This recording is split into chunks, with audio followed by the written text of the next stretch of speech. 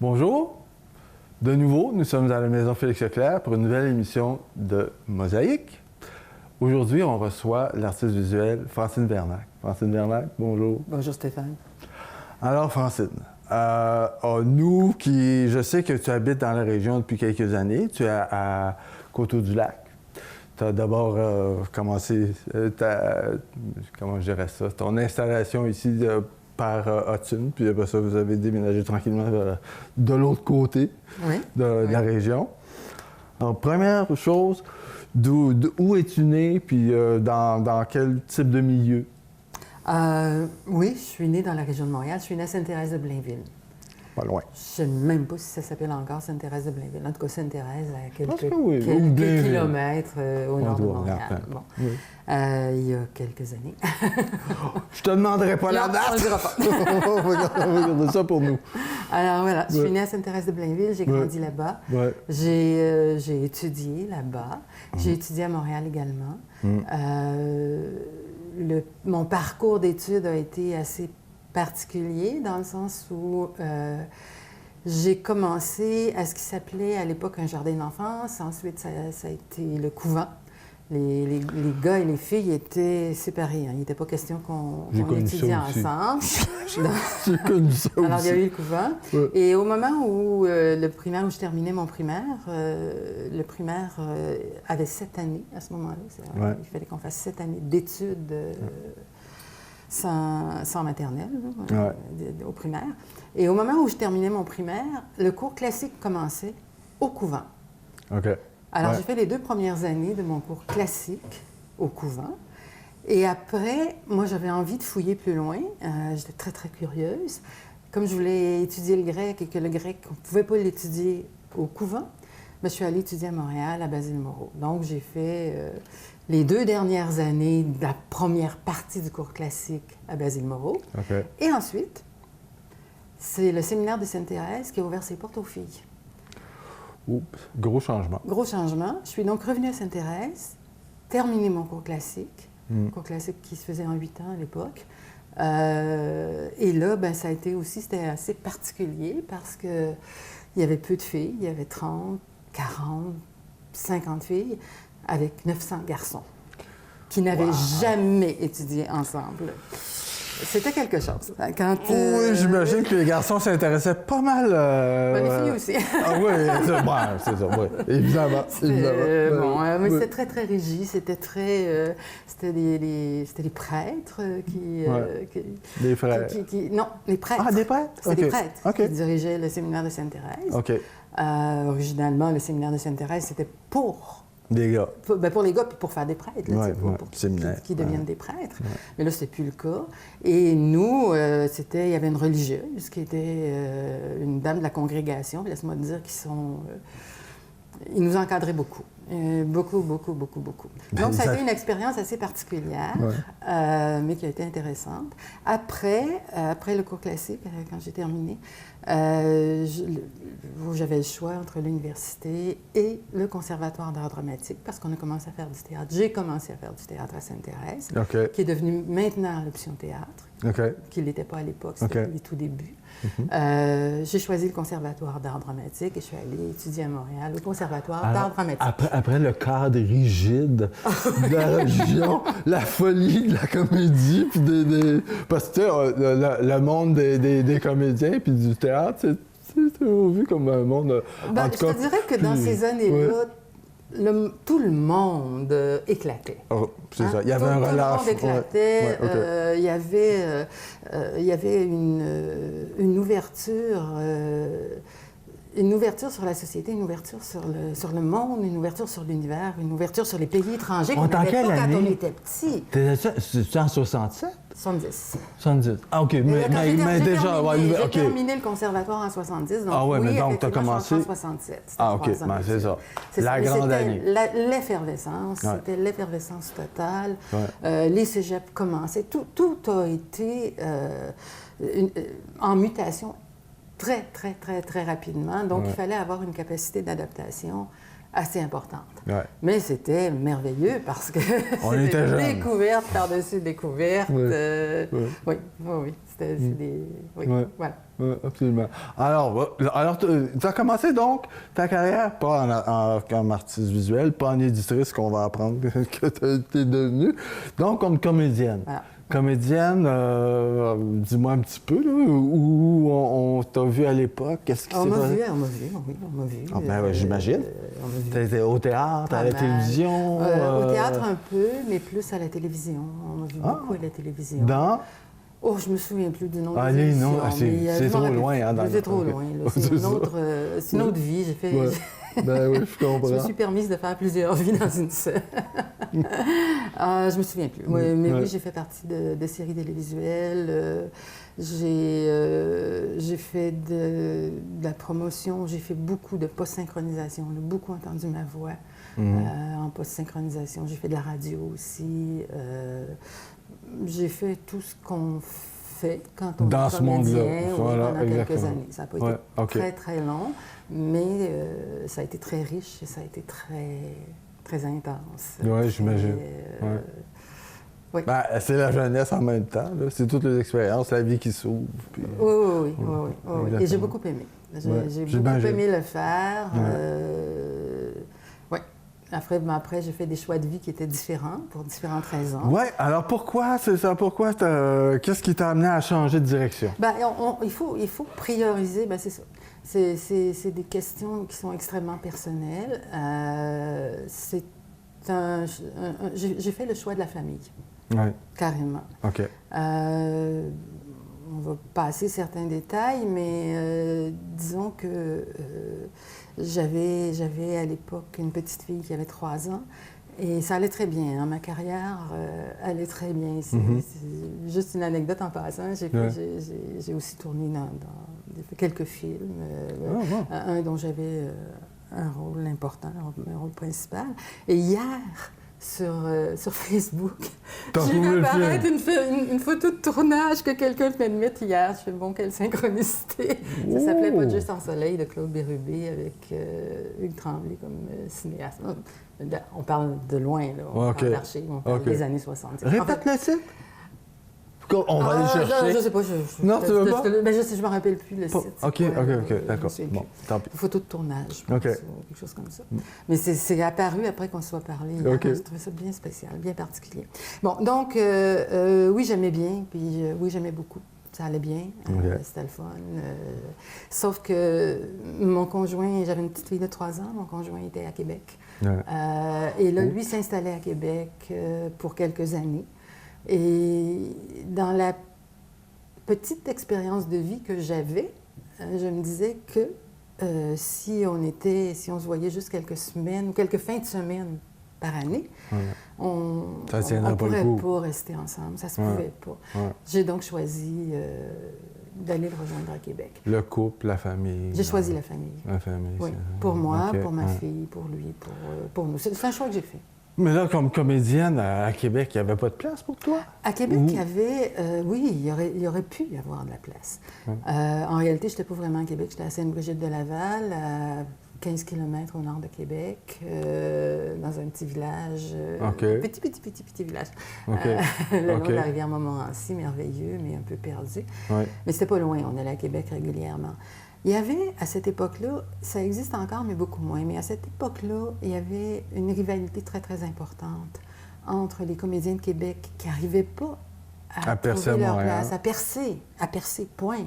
Pas juste à Montréal, c'était très, très difficile pour eux de travailler comme comédiens. Le Grand Théâtre existait-tu à l'époque? Ça a commencé à ce moment-là. Et les comédiens de Montréal, si tu veux, qui eux, occupaient la place. Occupaient toute la place, et c'est bien plus facile quand tu es sur place. Bon. Moi, naïvement, j'ai cru que je pouvais continuer, mais de façon réaliste, ça n'a pas été possible. J'ai fait un petit peu, mais ça n'a pas été possible de revenir, de poursuivre ma carrière à Montréal. Et à Québec, puis je comprends, les gens étaient bien frileux et j'étais menaçante. Et il valait mieux que ne pas m'introduire dans ce décor. C'était le loup dans la bergerie, peut-être. Un peu. Donc, ce que j'ai fait, c'est que j'ai démarré avec des camarades du conservatoire des théâtres d'été. Donc, j'ai ouvert un théâtre d'été à Sainte-Luce-sur-Mer. Voilà, et qui a fonctionné pendant 3-4 ans, et ensuite un à Baie-Saint-Paul. Mais je sais qu'à l'époque, les théâtres d'été, ça pouvait permettre à des gens de faire un revenu pratiquement pour l'année.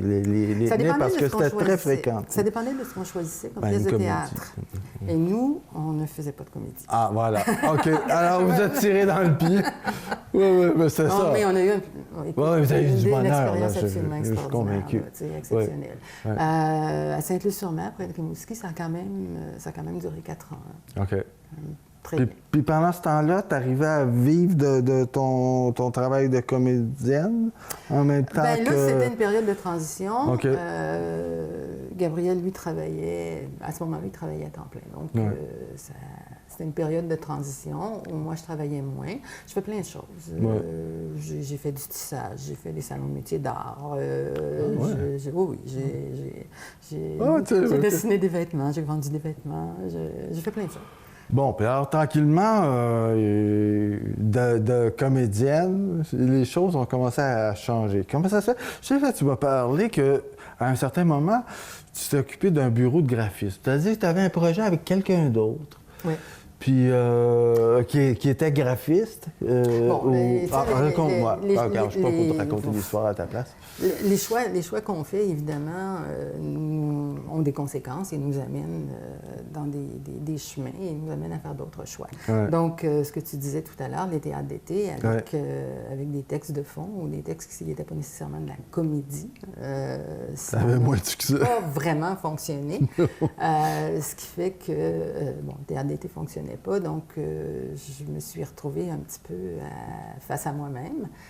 Et à ce moment-là, avec une excellente graphiste et illustratrice, Chantal Roy, on a décidé de s'investir dans le milieu. Elle terminait, comment ça s'appelle, le cours qui se donne à Québec, à l'Université Laval, qui est excellent en graphisme. OK, mais bon. En tout cas, enfin, peu importe le titre, là. Oui. Bon, et puis elle était très, très bonne. Donc, on a commencé, on a démarré une compagnie qui s'appelait Graphiquel et on a commencé avec des produits pour enfants. OK, mais pourquoi vous étiez déjà amis avant? OK, puis c'est ça qui a fait en sorte qu'elle a décidé de démarrer avec toi. OK. Oui. Puis là, tu dis, dans des produits pour enfants. On a commencé à faire des livres pour enfants, bandes dessinées pour enfants. C'était déjà de l'édition? Mais à partir d'un bureau de graphisme. Vous faisiez de l'édition à partir de... OK. C'est intéressant. OK.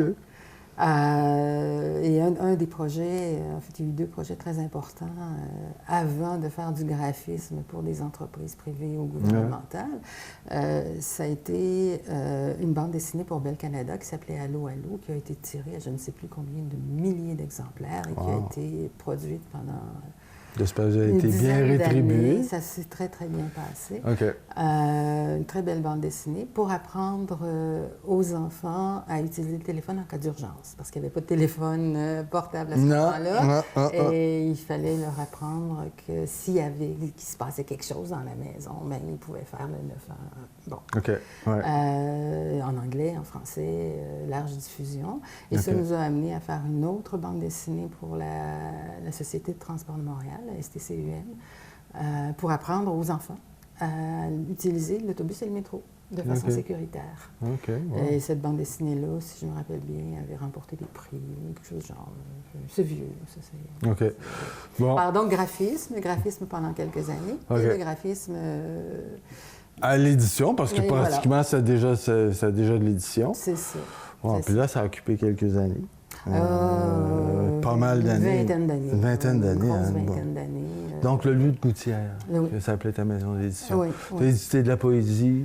Du roman? Surtout, un petit peu, mais pas beaucoup. Oui, j'ai fait des tentatives dans le roman, dans la nouvelle. Et ça a été surtout de la poésie.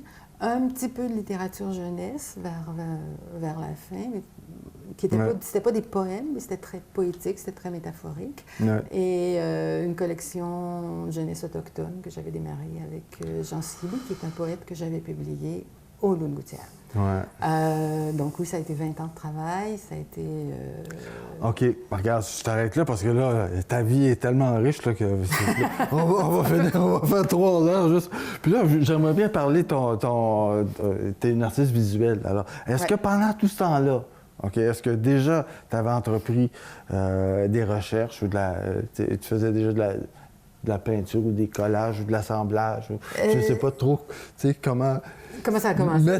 Puis non plus, c'est difficile. Aujourd'hui, on dit art visuel, ça aide beaucoup parce que des fois, c'est difficile de mettre une étiquette. Je peux pas dire que c'est pas de la peinture, c'est pas du collage. J'ai fait de la peinture aussi, oui, c'est ça. Gravure, alors bon. Mais en ce moment, c'est plus c'est du collage, disons. Donc c'est du collage, okay, d'artiste. On va appeler ça comme ça. OK. Mais oui, puis non, parce que ça s'en est pas. En tout cas, c'est un bref. Oui, c'est ça. Alors, l'art c'est aussi varié que ma vie. C'est ça. Alors, l'art visuel vient quand, là? L'art visuel arrive de façon, de manière assidue, disons. Okay? Parce qu'il vient de très loin, il vient de grands-parents qui, eux, en ont fait. Bon. Okay. Donc ça vient de très, très loin. Mais pour moi, de manière constante, de manière assidue, de manière déterminée, c'est arrivé dans les années 90. Au début des années 90, 89-90. C'est arrivé dans la suite du travail de graphisme et d'édition. Bon, évidemment que la création est quelque chose... Bon, j'étais comédienne. Ce qui me manquait comme comédienne, c'était la partie création. J'avais la partie interprétation. J'avais pas la partie création. En graphisme, j'avais une partie de création, mais j'avais pas les mots. Il manquait les mots. Et donc, avec la maison d'édition, les mots s'ajoutaient aux œuvres. Parce que mes livres... Puis pratiquement, créer un livre, c'est créer une œuvre. En tout cas, mes livres, à partir depuis le premier, c'était de la poésie qui était illustrée avec des œuvres d'artistes québécois. Et c'était des reproductions qui étaient toutes que je collais à la main dans chacun des livres. Puis quand il y avait des tirages de 500, on me disait il y avait du collage qui se faisait le soir chez moi.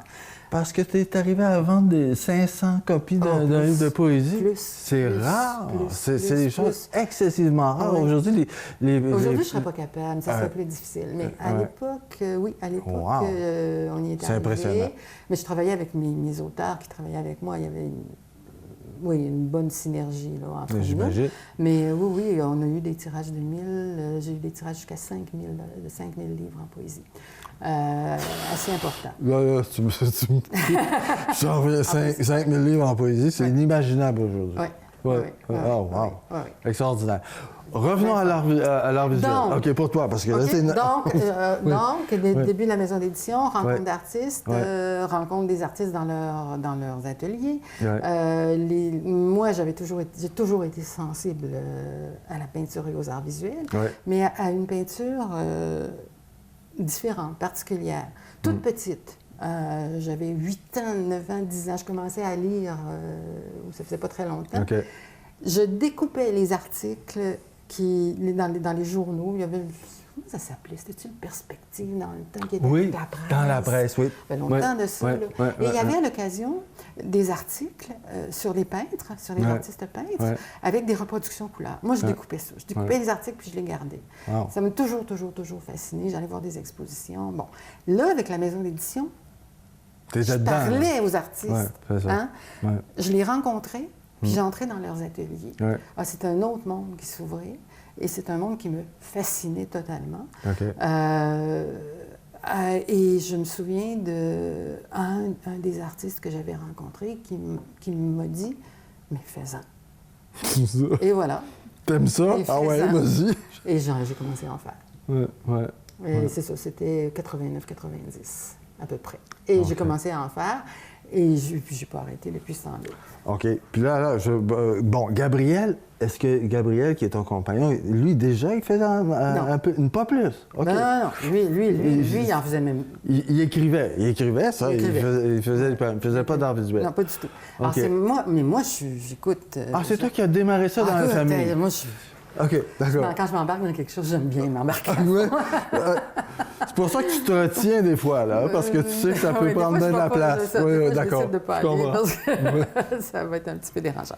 Bon, donc, faisant m'a-t-on dit. Alors, première chose, je veux bien en faire, mais je vais me remettre à niveau parce que j'avais déjà suivi des cours, etc.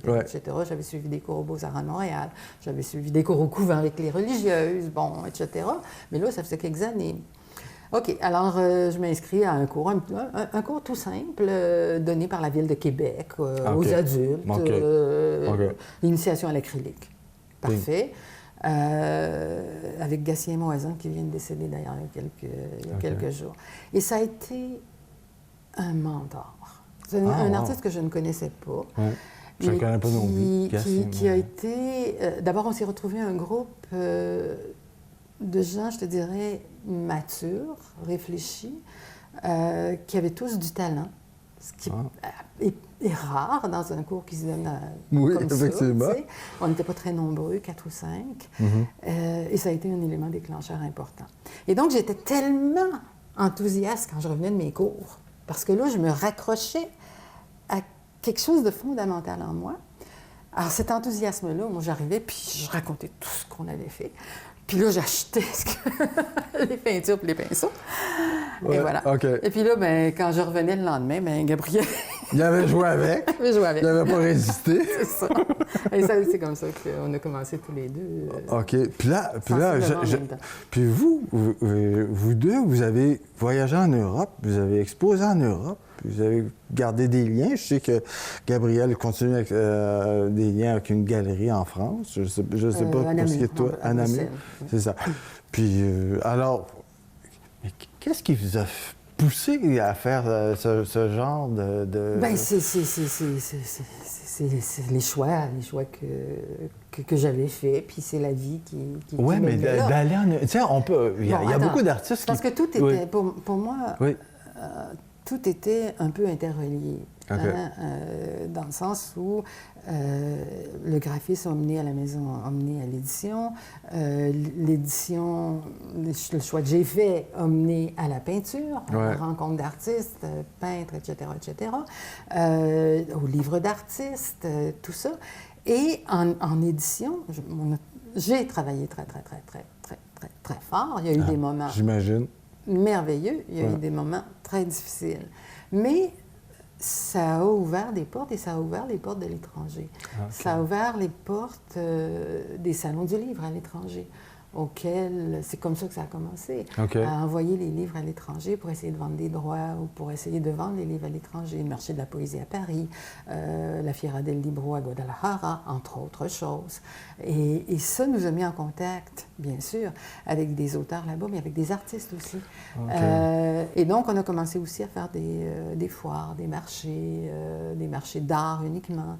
Et tout était entremêlé. Dans les marchés d'art, on apportait un petit peu de livres. Dans les salons du livre, on apportait un petit peu d'œuvres de nous et des auteurs, pas des auteurs, mais des artistes que j'avais publiés, dépendant des artistes, dépendant des ententes, etc. Et c'était vraiment... C'est comme la vie, hein? Ce sont des interrelations. Et voilà. Des interrelations très... Là, tu nous as... on t'a entouré de tes œuvres, mais tu as aussi des choses comme ça, là, des recherches que tu fais Non, ça, c'est pas une recherche. C'est pas une recherche, c'est des productions. Je sais pas. C'est une production très, très importante. OK, d'accord. Disons que c'est le fruit de tes recherches, OK? Oui, puis de plus que ça. C'est vraiment... C'est une production qui s'est étalée sur 2 ans et demi, que j'ai intitulée « Jouer avec le temps ». OK.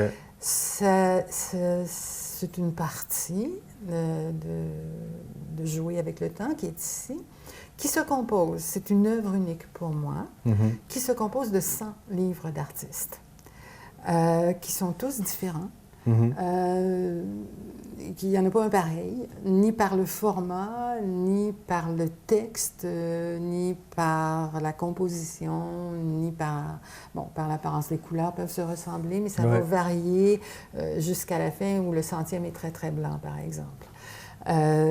Et ces livres-là ont été... Quand j'ai commencé ce projet, je ne savais même pas dans quoi je m'embarquais. J'ai commencé par faire un livre. Je n'ai pas le premier ici, mais peu importe. Et c'était dans une période de grands changements.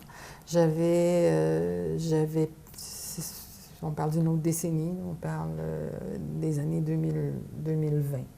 OK.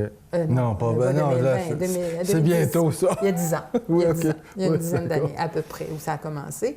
J'ai perdu mon papa à Pâques, j'ai perdu ma maman à Noël. Je cessais l'édition. On déménageait, on avait fait construire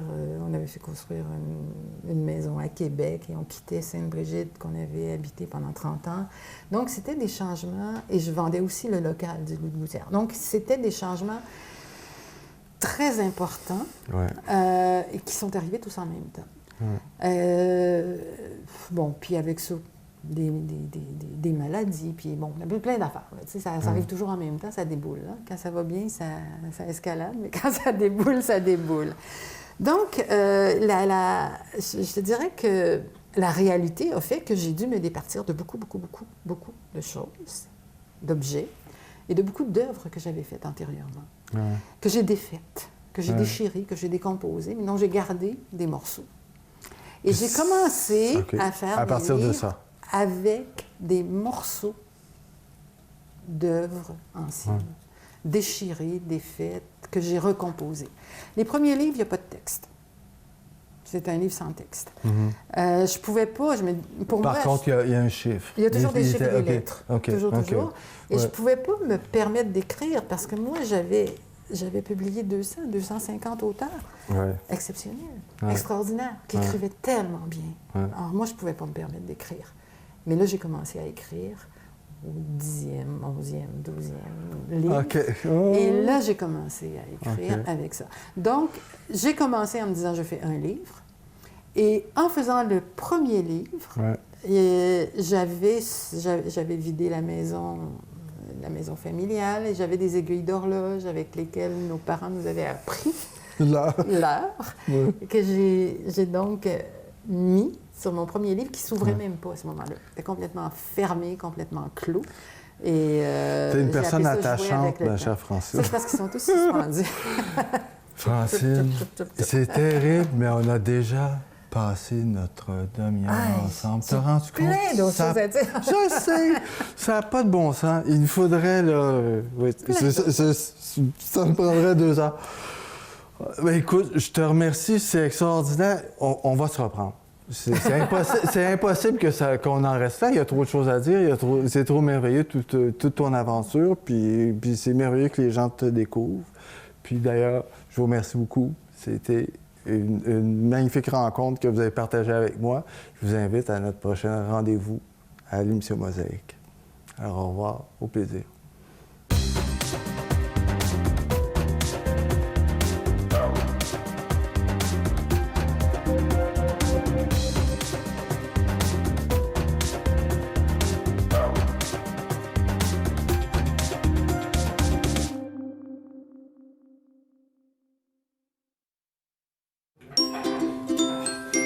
Excusez-moi, pourquoi vous étudiez ici?